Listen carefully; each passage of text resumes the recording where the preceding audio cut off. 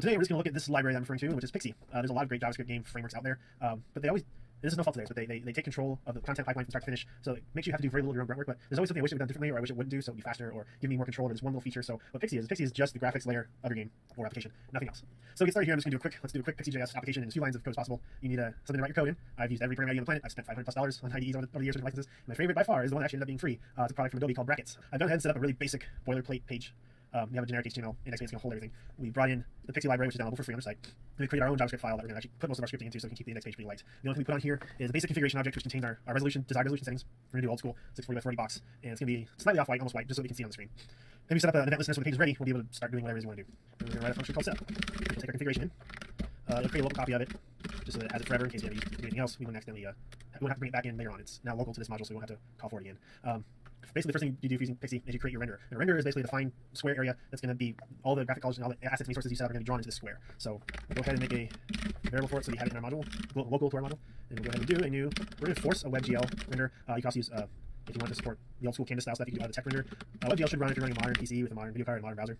And it gives you like cool hardware acceleration and things just look so much better. So I'm just going to go ahead and force it to use WebGL. Obviously, whether you like to or not, that's up to you. This is just for demonstration. The only argument you pass to it is you're going to set up how big you want it, height and width. So we use our configuration. And then just so that we can see it, since it's kind of blank right now, we're going to set its background color property to the one we have listed in our configuration file, configuration object. Now we have a renderer. We're going to, use our local window object. We're going to go ahead and put it onto the web page. So this is kind of the pick render.view is like the element, and we're going to use the HTML call append child to actually add it to the body. So that'll create a renderer. So that's a pretty decent basic setup. So now inside here, underneath our call for ready, very important thing. Well, I'll demonstrate. We call setup config, but that won't actually work until we can see setup from our global namespace. So what we're going to do is link this setup with this setup. So we save that. I'm going to kind of cheat here for web service purposes. Max with Python, which I don't really use very much, but it has a library that makes serving a web page or a web application super simple, which is basic HTML. You just call this one line and give it a number, and it starts serving that port. So now if we do this, try again.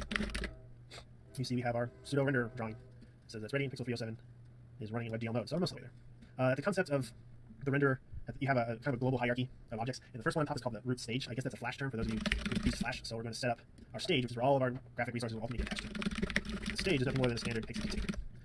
So now that we have our container ready, we'll set up our render loop. So for those of you who know kind of the general idea of how rendering works, draw frame using all the graphics, you wait some number of milliseconds and you do it again. So that creates the concept of animation. Pixi does no different. When you want to render something, you just call the render function on the render and pass it the root stage. Everything inside of that's going to get drawn. And then if that's done, we'll go ahead and we'll tell our browser to do it again. So it's just going to run this constant loop. So even though we don't have anything on stage right now, it's actually going to be running at approximately 60 times a second. So you get 60 frames per second feel. Oh, you never actually called render. Cute.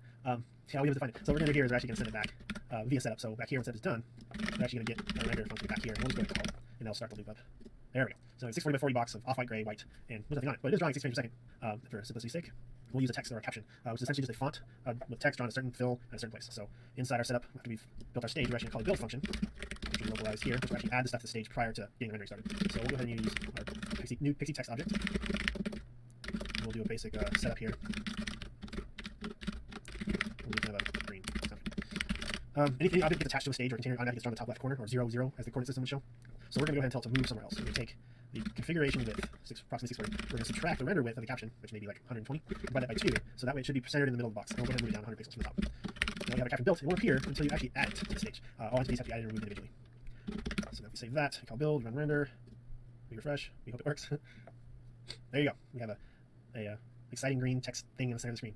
Okay, I can leave it at that. We got to do something to at least prove that I'm not just drawing text in the middle of the screen. So what we're going to do is inside our render loop, we're actually going to call a function called recolor. So what I imagine doing is every 60 times a second, we're going to change the color of the text. So it's going to be this sucky black shell man, but really cool. We'll need to be able to access the caption object again after we built it. So instead of making it local only to build, we're going to make it local to this main module. And that will allow us to call recolor and change it internally. So before we draw the screen, we're going to get a new fill color. And this is kind of a weird way to do it, but what we're basically going to do is we're going to look for an integer that is any random color. So what we're doing here is we're basically saying between the color 0, which is black, and the color, some big hexadecimal number, which is all white, multiply that by a random number, and then round it up to the nearest integer, and that'll give us a random color somewhere between black and white, which includes all the reds, all the greens, all the blues. So I don't know what it's going to look like, but we'll find out. So once we have the fill color defined, we're going to change the caption style. Actually, not these things. So we're going to use the style out of the style is like an object that keeps all the stuff. Like you have font and you have fill. So we're basically changing this value. And to make it change on the fly, I found that I've occasionally had to do this. So we basically alias out the style. We change the fill color internally, and then we set it back to our copy, which triggers all the necessary things need to happen so that the color is rendered properly in the next frame. And just for fun, we'll have it move down 1 pixel each frame, which means eventually it's just going to fly right off the screen, and we'll continue on forever, but that's okay, this is an example. So refresh here, actually, I guess we'll get more removed, we'll have to start at the top of the screen. Give it a refresh. Well, it's like a light show, so it's changing color every 60 seconds, moving 1 frame at a time, until it eventually disappears into nowhere.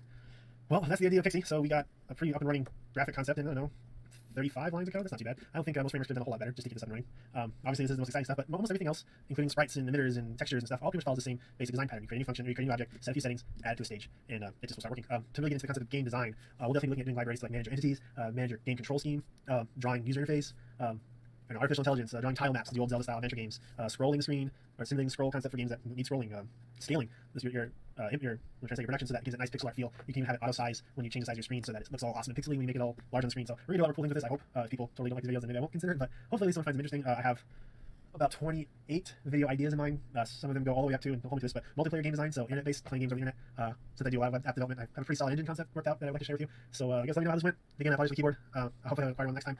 But until then, maybe this weekend we'll have another one up. But all of you, thanks for sticking with me this long, and hopefully I'll see you around in the future. Take it easy, everybody.